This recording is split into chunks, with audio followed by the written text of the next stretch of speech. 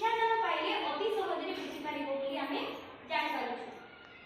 तापरे शिशुर ज्ञान और दक्षता माप पाई निरंतर और सामग्रिक मूल्यांकन करा जब सबले निरंतर सामयिक मूल्यांकन जेति कि कंटीन्यूअस और कॉम्प्रिहेंसिव इवैल्यूएशन भी कहले जाय होटल रे काम करूछन कि विभिन्न प्रकार रो हमर कारखाना मन के काम करूछन सेमान को कहले छै शिशु श्रमिक। तो सेमान को केना कि स्कूल के आने आनमा से प्रकार रो सबले हमें सहयोग से एसएमसी रो काम है ना बाबा माने भी नहीं न से अभिभावक माने भी काम करबे स्कूल रे तांकर छुआ के एडमिशन कराबे। मां बाबा ने तिले काना समान को पढ़ार अधिकार ता नहीं न अछि तो से माने भी केना कि स्कूल के आसी कि पढ़ी पाबे सेति लागि एसएमसी मेंबर माने सबले ध्यान देबा के आवश्यक।